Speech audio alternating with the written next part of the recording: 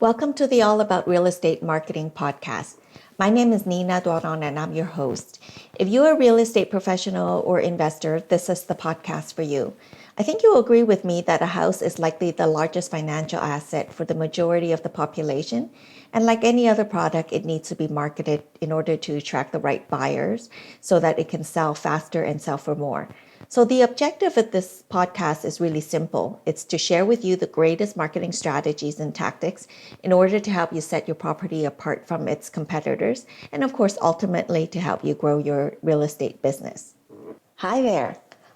Welcome back to the All About Real Estate Marketing podcast. We have an amazing guest for this episode. I was able to get Hollie. She is the owner and president of Creative Solutions, a strategy and solutions focused six-figure marketing company.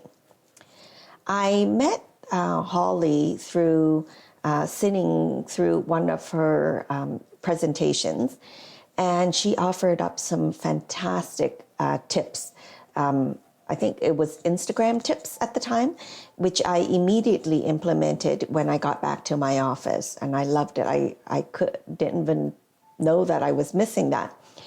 And I also then immediately invited her to be a guest on the show. While I wanted Hollie to be on the show in the new year, because I wanted to help you start the year off on the right foot, but Hollie is a busy lady. And so we didn't actually get to record this episode until March, just before all the COVID-19 lockdown and shutdown was announced. So this actually worked out really well because what Hollie has to offer in this episode is so relevant for the real estate industry today.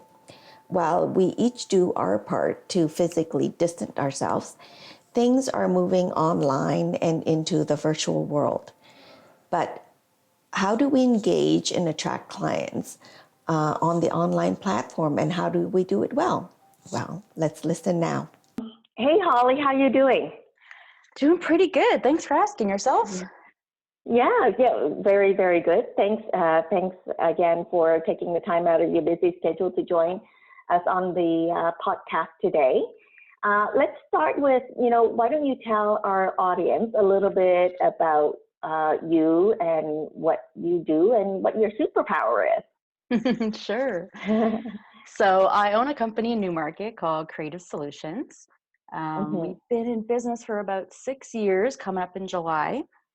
Fantastic. And so we started out as a consulting agency. It was just myself, and then we grew pretty quickly to fulfillment. I felt like every time I got a plan together for a company, they said, "Cool, now what do I do with it?"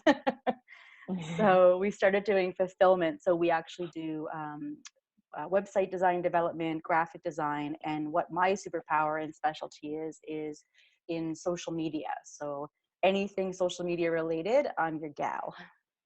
Fantastic. That's really, really great to hear. And for our audience sake, I met Hollie, I guess, several months ago, right, Hollie? Several months ago. I was at a speaking engagement that you had, and immediately you gave some really great tips, which afterwards I went back to my office and implemented right away. And I thought to myself, you know what, we need to have Hollie as a guest speaker on our All About Real Estate Marketing podcast, because I think that you'll have some great tips and advice to share with our audience when it comes to marketing. So, quick question for you though, Hollie. Are you a homeowner? No, I am not.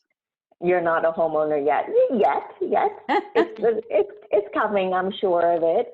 But do you follow any realtors or have any realtor clients? Yes, I have a few realtor clients now, and I basically live on the Realtor.ca app every day. Oh, okay. Oh, is that for personal reasons? Yeah, checking out the market, seeing if there's anything up in this area that has a good value. Oh, okay, for yourself, right? Yes. Yeah, excellent. Okay, so it sounds like you have some tabs into the real estate market and marketing.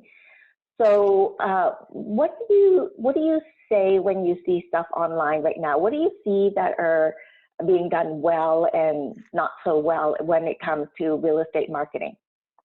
I think the biggest thing for real estate marketing and anyone that's in like a solopreneur or like a one-man show type of business is they tend to forget the human side of it. So I feel like a lot of realtors will use social media to showcase the houses or the locations that they have for sale, and the ones that they've just sold, but they don't necessarily get into the human side of who they are. I think that's to me, the biggest part that's missing is that human connection. So Okay. while we understand the showcasing of what you've sold and what's for sale, we still don't know who you are and if you're a good fit for us when we're looking for a realtor. So we really want to see that personality behind who you are to see if we're a good match. Okay. So, can you elaborate a little bit more on that?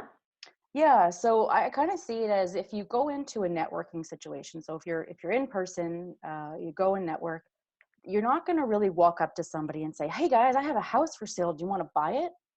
It's kind of it's kind of faux pas to do that. Walk up and say, "I have this thing Right. for sale, or I sell these things. Do you want to buy them right now?" So I Mm-hmm. feel like social media is no different. I see that social media is just an extension of who you are as a person. So we're Right. able to use things like Instagram to really showcase who we are, but also to do a lot of like, let's say community management or cold calling to really showcase your real personality and to reach out to people as the real you. So if Mm-hmm. you wouldn't do it, and if you wouldn't walk up to someone and say, "Hi, I sell houses. Do you want to buy one?" in person, the thing that you don't want to do online is do the exact same thing. So, I have houses, I sell houses. Look at the house I Right. sold. You really want to avoid that a lot. Right. On the flip side, though, because obviously I myself follow a lot of real estate agents and their journey on social media, and I find that there are many who does I guess a little too much of the personal side. Like I see a lot of posts about their vacations, their family, what they're eating, where they're eating. It becomes a very sort of Instagrammable kind of images of them sitting by at a sunset and things like that. Like, is there a fine balance? Is there a recommended balance for that sort of stuff? Yes, it kind of depends on your audience, to tell you the truth. If your audience, as in your potential clients or your referral partners, really do engage and really want to see that, then you want to show it. Mm-hmm.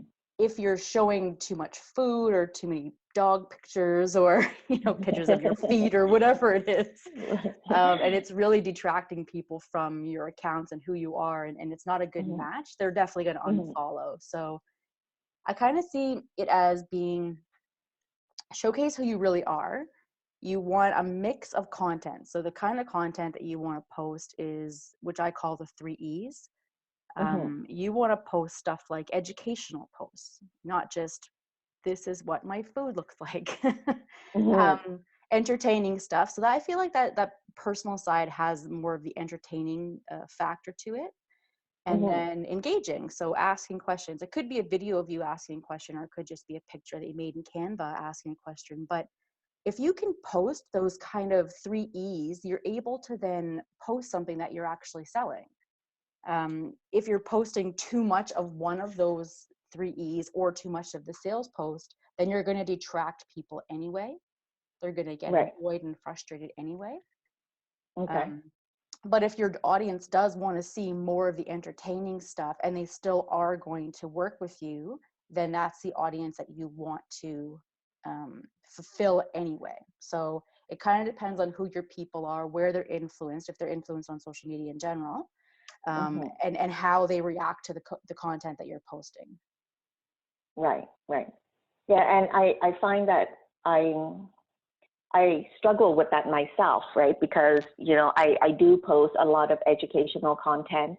Mm-hmm. I think some of my contents are engaging, but I don't share a lot of my personal side. That's because I'm a very private person in nature. Mm-hmm. And so sharing bits of myself and where I'm eating or what I'm eating, I find that to be less comfortable than the educational part, because I love educating, I love sharing tips and advice. So that's something that I continue to struggle with myself. And I think that there are others out there who have less problems with that, but then don't really understand how to curate educational content. So, we're like two different extremes, I guess. Yeah, and there's also two different extremes in the market too. So if you're trying to attract people that, clients that are into more the educational side of it and understand that you do know the educational side, they're going to contact you over somebody that's posting pictures of their food all the time. So if you have like your target market is the number one thing that you have to do before you even decide who you are, the personal branding side of who you are. It really comes down to who that target market is. Who do you want to work with? Who do you feel like wants to work with you? It's very different. Like if you look at your top clients right now, or the people that referred to you, like people that refer other people to you, then you want to replicate those people, right? I would think. Right. So imagine Yes. if you wrote down all of the great things about them. You wrote down, what motivates them, where they're influenced, what types of things, what kind of core values do they appreciate in you. You can even do a survey to them and say, like, what is it about me that makes you want to work with me or refer people to me? And then you'd really want to duplicate those people in a sense where if they're influenced by, let's say, where you're eating all the time, or if you understand the neighborhood really well, let's say. So you could even, if you're farming a specific area or postal code, you can go to that area and actually do pictures and videos of the restaurants and the restaurant owners, maybe people working there. So it becomes familiar to them. Right. That's a good point. Yeah, it really like, depends on it highlights about, your knowledge of the neighborhood, and I think that's a really great idea. Yeah, go ahead, do it. Done. Yeah.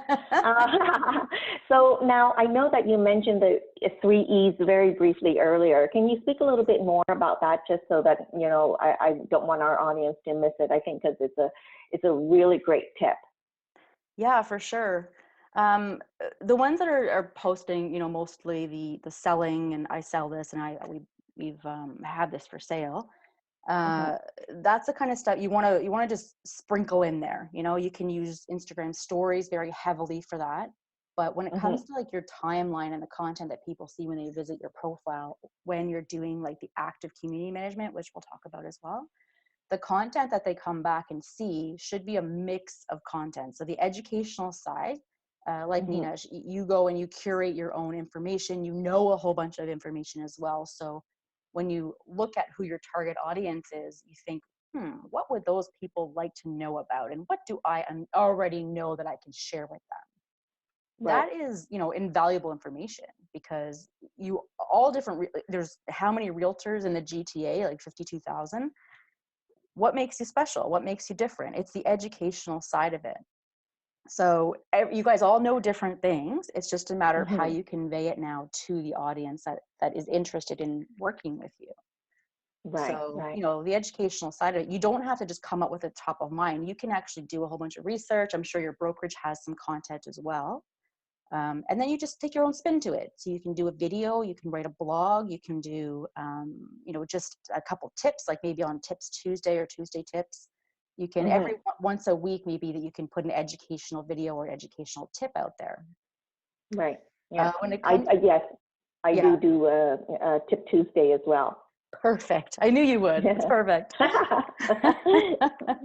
So the entertaining side of stuff. So I feel like, one post a week of you doing your thing, or behind the scenes, or maybe you just bought a new standing desk converter.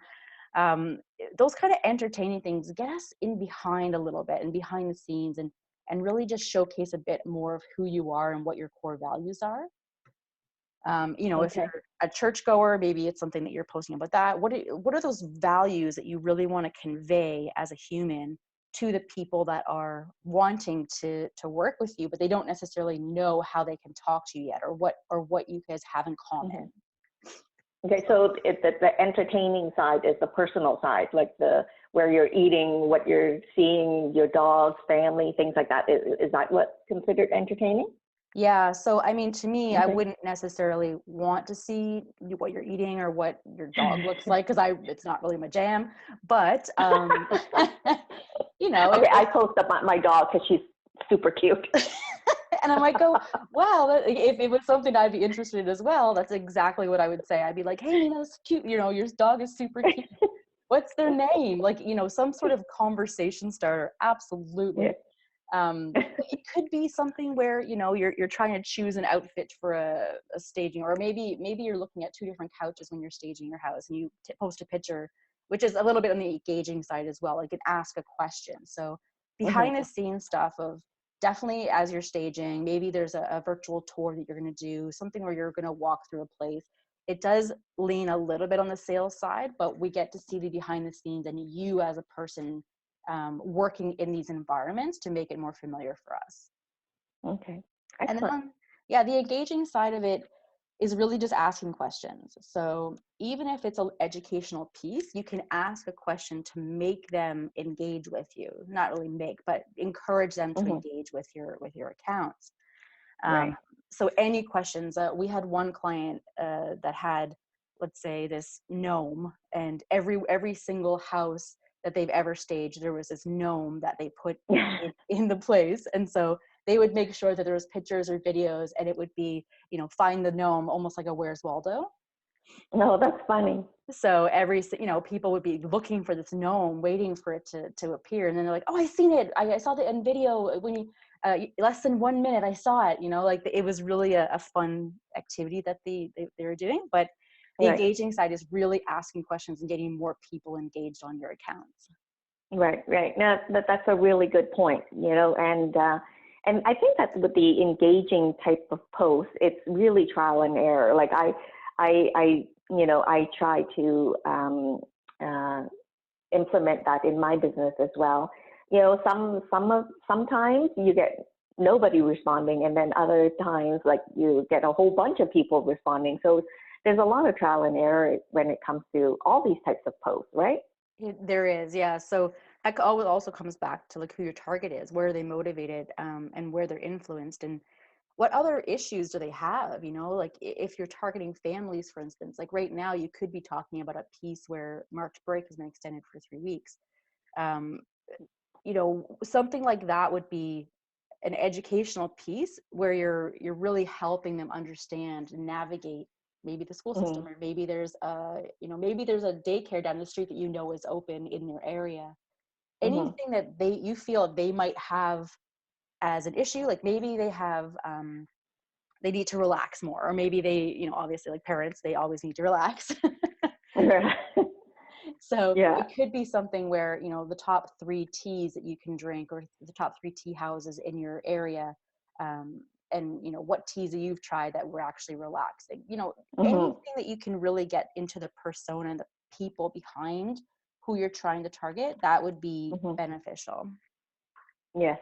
And I do meet a lot of people. So in my business, I schedule all of my posts, right? I schedule it ahead of time, and then I don't have to think about it. So look out for my Tip Tuesday tomorrow and let me know what you think about it.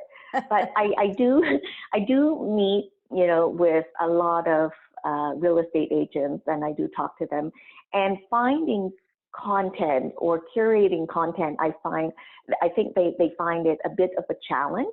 And so their post and whatnot is not always consistent. And I think that consistency is very important for people to get to know us, right? Yeah, absolutely. In the way that we just talked too, with the 3 E's and then the sales post, that's technically, if you look at it, that's 4 posts a week that you could curate. If you just want to check off all the educational ones, the entertaining and the engaging, as well as a sales post, that's now 4 posts that you have done each week. Right. Yeah, no. And I think that if you just sit down and plan for it, it shouldn't be too difficult. Because like you say, we all have a lot of knowledge about the industry that we're in, right? Absolutely. You have a lot of knowledge about the Yeah. industry you're in. You have a lot of knowledge about the different locations that you're in as well. Like, you really Right. should investigate, especially like if you're outside your comfort zone, like maybe you live in York region, but maybe in a listings in Pickering. Get to know the area, find out what's there, and start posting about those areas as well. And you being Right. in those areas. So, if you have to take a selfie or a video of the favorite, like I said, the favorite coffee shop or a restaurant in the area, make it familiar to people. Right. Yeah. So perfect. So now I have one more question for you. So where would you recommend that realtors spend most of their time? Facebook or Instagram? That is a loaded question, my dear. Yeah, I get that. It's a very big topic, but we have to keep it a little bit short, but a little bit more concise. So if you can just, because obviously, realtors are in both places right now, but I'm just, I want to give our audience the understanding of where to best spend their time, right? Yeah, I think for us and for our clients, Instagram is by far a superior tool over Facebook. Okay. Yeah, with Facebook, really as a business page, you really can't do much except for just post. You can't actually talk to people online unless you do paid ads, for instance, and you're really not going to get the people viewing your content as much. So for us, Instagram is by far the best cold calling lead generator tool of all time, besides cold calling, which we don't want to do ever, right? I'm sure. No one Right. wants to do door knocking or cold calling. So Instagram, if your audience and your target audience is on Instagram, spend all of your time there. So there's this thing that we do, which is called community management. It's a proactive way to get your face in front of more people. And the way that you really want to do that is a couple different steps. You want to do a geotag search on Instagram or hashtag with that specific location. And you want to search the area and start liking people's posts and commenting, if necessary, on people's posts as well, if you feel like they are your target market. You can even go as far as to send some people, anybody that has a public account, you can send them a direct message actually on Instagram, anybody. And so the benefit to that is, what we do is we actually record a video beforehand, and it's a pretty basic video which just basically asks you, what your number one goal is for 2020. Just leave it in the comment. And we send this video to them every day. Every single day we search for people that could be our target market, and we actually send a video. So what that does is it humanizes it, like what we mentioned. We want to humanize social media. There's the word social there for a reason. And we want to really build the community and showcase us a little bit more. So the more that you're proactively reaching out, the more eyeballs are actually on your account, and the more you'll be able to resonate with people that is your target market. Yeah, I definitely see that my post or my Instagram account has, I guess, like grown with followers at a much higher rate than my Facebook page, for sure. Oh yeah. Especially Facebook is kind of dead in the water. It's a pay to play type of thing. I know. I know. Yeah. You can spend a lot of money on Facebook for sure. So this has been wonderful. I really appreciate all this great tip and advice that you've been able to share with us today. But before we end this episode, what would you say is the one tip that you would recommend realtors start to implement right away? I think that monitoring accounts and being proactive on Instagram specifically, sending your direct messages, doing the liking of people's posts, as well as commenting, that to me will generate way more followers, way more leads, and really humanize what you're doing this social part of social media. So that is definitely my number one tip that a lot of people forget. They usually just post and then they walk away. But Right. the really proactive community management Mhm. is what is actually going to do some major, I won't say damage, but Right. major impact on your accounts. Right. So is like, the heart versus like, which has more benefit, or which is, or are they equally as beneficial, like to do just a heart on Instagram, or you have to heart and comment at the same time? So hearts are, they get the notification regardless. Right. If you are, maybe let's say you heart 3 different posts, they'll see Hmm. your name pop up 3 different times in a row. And that's a bit more impactful than just one. And then if Okay. you're sending a direct message would be, to me, the next biggest one. So liking and then the direct message. All right. Well, that's fantastic. Thank you so much. Now, I know that your company offers community management as well. So, just in case our followers want to reach out to you and learn more about what you can do and how you can help them, how can you be reached? Sure. So I can either be reached on Instagram. Creative Solutions HQ would be probably the number one. We're always there. Okay. And Okay. then you can even hit me up on LinkedIn or email at hollie@needcs.com. Okay. And your website is? Needcs.com. Okay, perfect. And we'll put that in the notes, in the footnote as well. So thanks so much, Hollie, for joining me today. And again, I really appreciate all the great tips and advice that you've been able to offer for our followers today. And I hope to have you back again at some point because I know that you are loaded with knowledge and social media changes so rapidly. I'd love to have you back at some point again to share even more great tips and advice. Perfect. Thanks for having me. I'd be happy to come back. Yeah, thank you. All right, take care and have a great day. You too. Bye-bye. Bye. Thank you for listening to this latest episode of the All About Real Estate Marketing podcast. If you like this episode and the All About Real Estate Marketing podcast, don't forget to subscribe, like, comment, and of course share. If you have a tactic that works well and would like to be a guest on our show, reach out to me via email. My email is in the description. If you would like to learn more about real estate marketing and staging, visit my website, also in the description, to find out when the next Staging to Sell What Every Agent Should Know class is scheduled for. Marketing doesn't have to be complicated. In fact, it's quite simple, so long as you make it all about the buyers. So until next time, take care.